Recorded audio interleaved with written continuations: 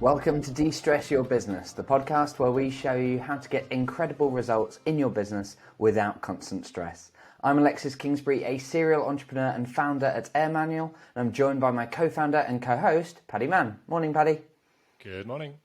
Hi there. So, in recent episodes, we've been looking at how onboarding should work from the perspective of the new joiner. But how do we manage the overall onboarding processes from the business's side? There's a lot of things that need to happen, from sharing contracts to setting up payroll, and all the way through to getting the new joiner happy and confident in all areas of their role. Some of these tasks sit with HR and the manager, but some will need support from other departments such as finance and IT. So how can we take something that starts to feel like a complex process and yet make it still easy and painless for everyone involved? So, Paddy, this podcast helps people to de-stress their business. So first, let's start with, what's the stress that we're looking to avoid when it comes to managing onboarding? Yes, so the nature of onboarding, as you picked up there in the intro, is that there's quite a lot to it, and part of it is that there's lots of different people involved. When you're getting ready, particularly before the new joiner has joined, you've got different people involved. You might have finance involved and IT involved, setting up systems, may even be legal and the manager, and do you want a buddy? And that becomes difficult for people to conceptually map out in their heads and kind of work out how do all these pieces fit together. Do I have a flow chart? What's going to happen here? And when it's not done well, when you don't have a nice streamlined process, the biggest thing that really happens is drop balls. And so basically an important step in the process will get forgotten or won't happen on time. And that in turn will lead to essentially a crappy experience for the new joiner. An example might be, you forget to ask IT to set up the systems, or IT doesn't set up the systems on time because someone was sick or ill and it wasn't checked. And suddenly you've got a great onboarding process all kind of documented and thought out, and yet the new joiner's blocked for their first day, and there's just no way you can go and fix that. If they're completely blocked from moving forward, you just start twiddling your thumbs, and you've taken something which could have been amazing, and you've blown that first experience for them. So you got this big risk of dropping balls and undoing a lot of the good that we're trying to do with our onboarding process to help motivate that new employee, to stop them feeling anxious, to help them delivering value soon. Doesn't set the best first impression. And alongside that, you're going to get the stress between the teams. If there isn't a clear sequence of actions which each team individually knows their role, knows what they need to do, and basically finds it painless to do that, then you're going to get frustration and conflict. You're going to get the HR team frustrated with the IT team because the IT team aren't taking it seriously, or aren't prioritizing this to the right level, or aren't coming back quick enough. Whatever it is, it leads to that additional conflict which goes alongside the actual kind of the pain to the process itself. And of course that's a huge source of stress for everyone involved. Yeah, and I think those last minute panics as well. I think it's one of the things with the nature of onboarding is that there's very much a deadline. It's not important but not urgent. It's important and urgent, and becomes increasingly so as you approach that person's first day. And so I think that often, for us in our businesses, that any stress that we've had around it tends to happen, the last few days or the night before or the morning of that new employee starting, where you suddenly realize, and fortunately this sort of thing happens in the past for us. It now works very well. But I remember times where perhaps we'd go, oh, actually, have we got the contract sorted, or have we agreed this particular thing, or have we got them set up with the system, or even one of the things about us being a globally remote company, one of the challenges is to make sure that someone's got their devices, particularly their laptop, well in advance, because sometimes that can be tricky, right? When we've had people in, particularly if I'm thinking India and Kenya have been two countries where you can't just, go onto Amazon and order it and it comes next day and everything's fine.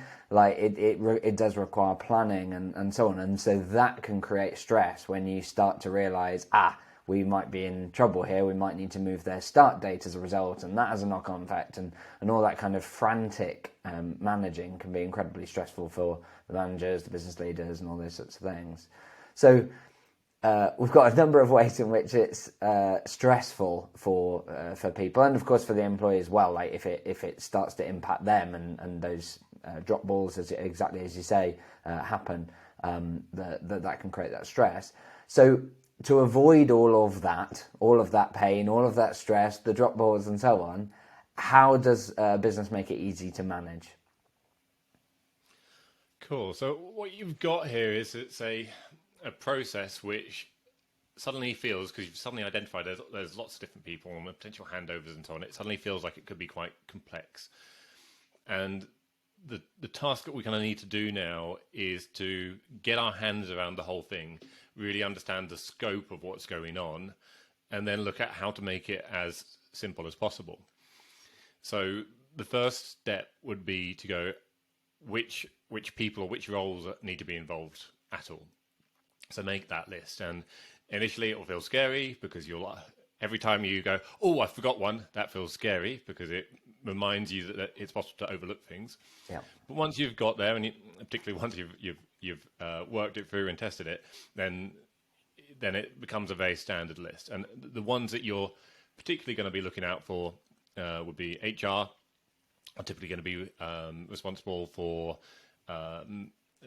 managing, supporting the new joiner before they join, and also doing the company onboarding. You've got the manager for the new joiner, who of course needs to be supporting the role onboarding and their ongoing development after that.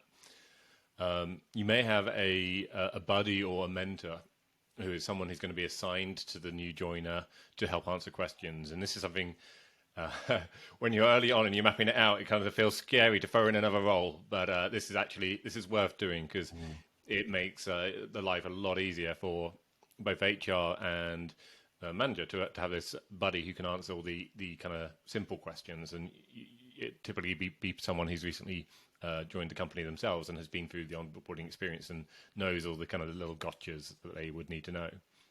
So you've got the HR manager and buddy. And then there are the other departments that need to unblock the process at some point. Finance would typically be there because they're going to need to be handling payroll. And it's likely that the new joiner needs to be set up in various systems. They may need to request certain pieces of information from the new joiner to make it possible. You've got IT. So ideally, when you're dealing with giving them systems access, it becomes a lot easier if you are able to pass that to an IT team, an IT function, rather than handling all of it within HR or within the team. You may have other departments, so it may be that legal needs to be involved with the contracts. And so what you're trying to do is make this list. You're going to have probably find 5, 6, 7 different teams or roles that need to be involved, and just go, okay, I'm now clear on that. I'm clear on who needs to be involved. The next step is to go, how can we make the kind of the end-to-end process as simple as possible? And you can kind of think of it in terms of kind of stages.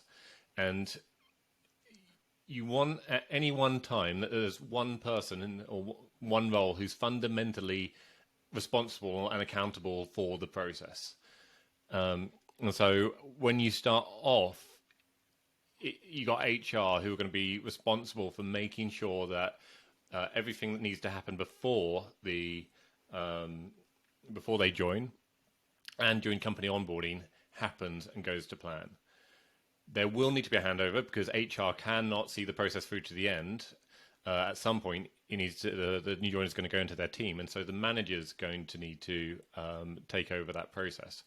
What we're trying to do here is just go, there's a couple of stages, and at any point I know exactly there's going to be one person who's going to be accountable, or one role that's accountable for the process. What we don't want to do is to create a complicated flowchart with lots of handovers.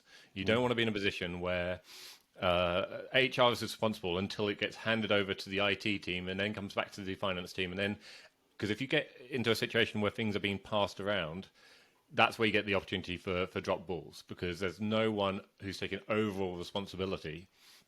And if something gets delayed for a week in finance, and then on day one, HR suddenly goes, "Oh no, about 5 things haven't happened."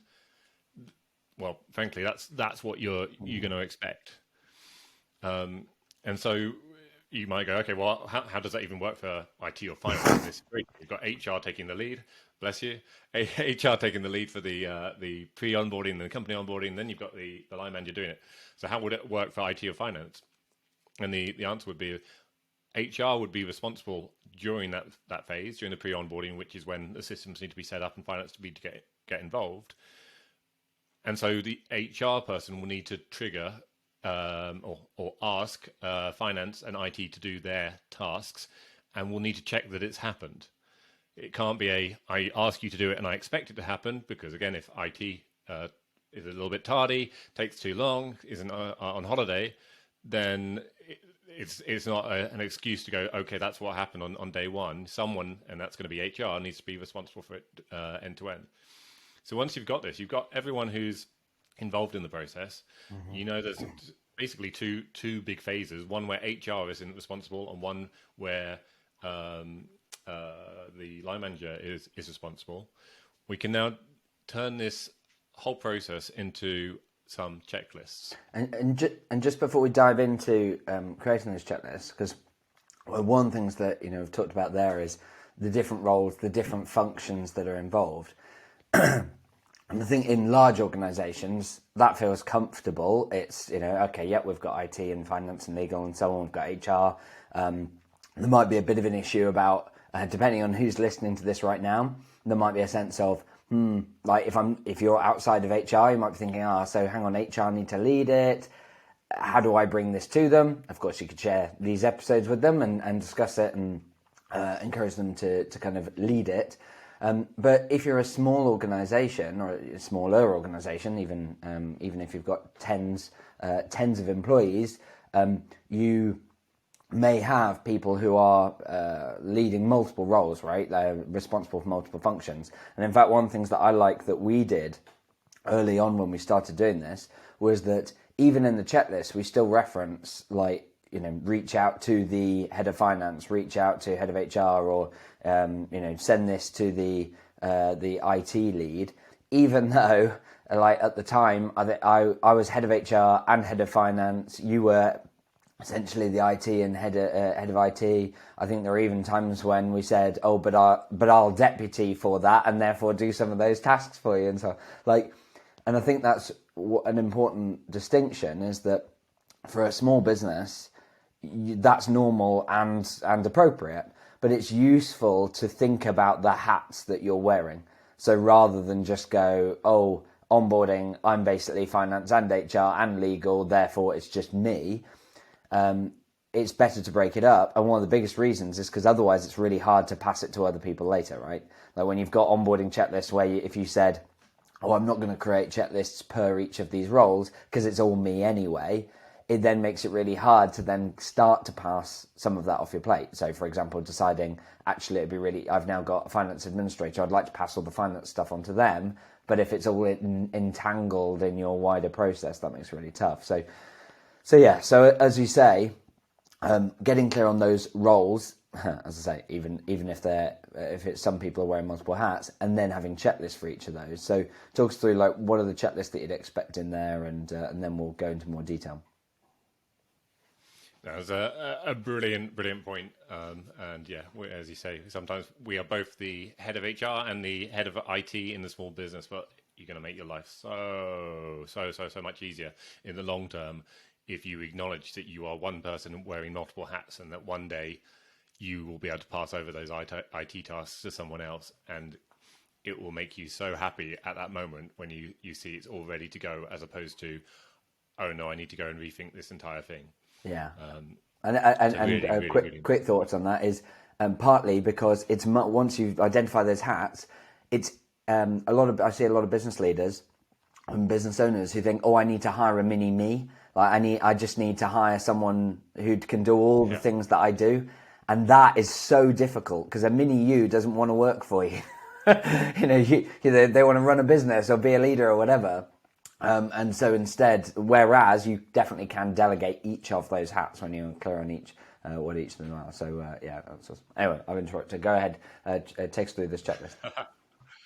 Now, we could and probably will on another episode go into in detail that kind of breaking apart the accountabilities, or you're thinking about your roles and responsibilities and different hats you wear is such a powerful thing to do, and then makes it really easy to pick out little parts and pass it down. Works brilliantly in this case. Okay, so we've now got those different. We've identified the different people involved. We've identified who's accountable at each of the stages. And we've acknowledged that actually sometimes it will be you. You will be wearing the head of HR one, and you will be the manager, and that's okay. But we're still going to break it down, and then we're going to create individual checklists. So at this point, we're getting to the point where we're identifying, breaking it down into tasks that each of these people can do, and we want to make it as easy as possible for the people to use. So we go, okay, what's the kind of the overall task that someone in HR is doing? We go, okay, they are supporting the new joiner and taking responsibility from the point of recruitment finishing and when the preparation needs to start to the point where they are completing company onboarding and handing over. And so we've created checklists for the HR team called Prepare for and Onboard a New Joiner. And it will take them through those steps. And in the preparation, it would include those handovers where they ask IT and finance to do things, and then they would check that they have happened and make sure that everything's ready for day one. It would also include things like sending communications to the new joiner, making sure they feel engaged and motivated, potentially sending a gift, various other things that need to happen before day one. And then in the same checklist, way that we would, rather than to keep it simple, we've generally found it that you've got this one kind of set of tasks during which the HR person is responsible. So we just follow it through in the same checklist that they then pick up on day one, and we'll greet the new joiner and take them through the company onboarding, and it will finish at the point where they hand it over to role onboarding. Then we'll want checklists for each of the other people. So we'll have a checklist for the manager to prepare for a new joiner. And that will include things like checking that their role onboarding is in good shape and making any updates that they need to. It would include setting up meetings and making sure that the new joiner is invited to all the meetings. It might include setting up specific tools that the IT team doesn't have direct access to. There would be a checklist for the buddy. And we've got great templates for all of these, but I really like our template for the buddy, because people that haven't introduced a buddy system to their company so far kind of look at it as this is something we haven't even thought about. Right now, I'm just trying to get my head around the whole onboarding thing. Can we just skip this? I'll say the buddy template is so easy, and it just says, look, you are a buddy, you're going to be a buddy. Great job. And most people get pretty excited. They're like, oh, responsibility, let's go. These are the things that we want you to be able to do, like answer questions, provide help. All you need to do is basically set up some meetings in your calendar with them so that you can do these have these kind of sessions, answer questions, and then if any issues arise, raise it to the manager. So it's really, really, really simple. But that checklist just kind of tells the buddy what they need to do, makes it clear to anyone else who's looking at it what they need to do, and gets the meetings in the diary. And that's great. That's suddenly something you can hand over to anyone on the new joiners team to support them with. And then finally, there'd be checklists for finance, for IT, and so on. And these would be specific to the individual tasks that they need to do. So in finance, if the thing that finance needs to do is to set up the payroll, then the HR checklist will say contact finance, ask them to set up payroll, and finance would have a checklist for the task of setting up the payroll for a new joiner. So they would just need to kick that off and let HR know when they're done. Of course, HR doesn't need to. It doesn't need to be kind of guaranteed that the finance will complete it, because we know that there can be drop balls. So HR is still going to have this check just to go, have finance actually done this? Are we on schedule? Same for IT, there would be a checklist for that task of setting up system access for a new joiner. And if there were other teams that had other specific tasks, then they would also be captured as checklists. Love that. I think there's a few things that I want to dive into. I'm conscious of got an eye on the time. I think one of the things that occurs is how, one of the things we talked about at the start of the episode is the stress that's involved in when managing the onboarding is either difficult or when it goes wrong, and how you get a lot of drop balls. And I think it's useful to just highlight the checks and balances that are that are present in what's just been described around stopping those drop balls. So firstly, you've got the checklist that HR are following to make sure that they kick off things on time. Secondly, you've got checklists to help those people and those functions like finance and IT and so on, so that they're clear on what they need to do and that they do the right things in the right order so that they can support it. Then you've got the fact that HR won't consider it done until, from their perspective, it's done. It's not like, oh, well, I've handed it off to IT, I'll just trust that it's done. It's in their interest to make sure that before that employee's first day that it has been, and that they follow up and so on. One of the other things that we do is that then in the employee onboarding checklist, which in a previous episode we talked about making onboarding self-service. In that self-service onboarding checklist, the employee would then have, let's say, set up your tools. And so it would have something like, okay, first you need to set up your email. You should have already received an email on how to do this, including how to set up second factor authentication, all these sorts of things. If not, contact us or whatever. And so then you've got another check or balance or an opportunity to catch it if something got missed. And so it means that, we've been in situations, and certainly for our clients, I've said to them in the past, I've said, as long as you've got this in place, at least for the employee, worst case scenario, the manager, HR, finance, everyone fails. And so what does the employee do? They come to you and say, oh, I don't think I've got access to this system or these systems yet. And you go, oh, no problem. And you go sort it. Having those things in place makes a huge difference, rather than the employee not even realizing that there's a system that they need access to, or what to do with it, and or when to ask, and as a result getting blocked or just twiddling their thumbs because they're just waiting. And so I think having those in place and having those for the different areas makes such a difference. We're talking about it particularly from the view of managing and making it easy to manage and reducing the drop balls, but also in terms of how it feels for other people as part of the process. If you're a business leader, or maybe you're head of HR or whatever, you perhaps feel reasonably confident that it'll be fine and you'll work your way through. But there are more junior people involved at various stages, whether in finance, IT, HR, or even that buddy. Someone who's potentially junior in the organisation, and it can be incredibly stressful for them. Perhaps it's the first time they've ever been a buddy. It's kind of starting their journey upon sort of team management and all those sorts of things. And so I think it's really powerful to make sure that those things are in place to make it easy for them to fulfil the expectations of each of those roles. So I think that's really powerful. And thanks for taking us through that, Paddy. Anything to cover before we wrap up? No, I think the bit I'll just chuck in is, as I shared earlier, we have got templates for each of these bits. So I kind of kept it kind of high level, just thinking about the key roles and the overall checklists that will be there. But you can look at the show notes for today's episode, or in the comments if you're looking on LinkedIn Live or elsewhere, and you'll find a series of templates for each of those. There's one for HR, one for the manager, one for the buddy, one for finance, one for IT, and that will give you a great starting point of then sense checking. Okay, what would I need in each of these stages? Yeah, they're so powerful. Whenever we're on calls with customers, the number of times when we talk about onboarding, they go, "I know I need something, but start with a blank page is hard." And you wheel out these templates. It's like, oh wow, just get started from that perspective and just add in and bespoke it. It's so powerful and saves a lot of time. Excellent. Fantastic. Well, as regular listeners will know, we also run a weekly webinar on how to free up 15 hours per week and remove the constant stress of running a business without slowing down growth.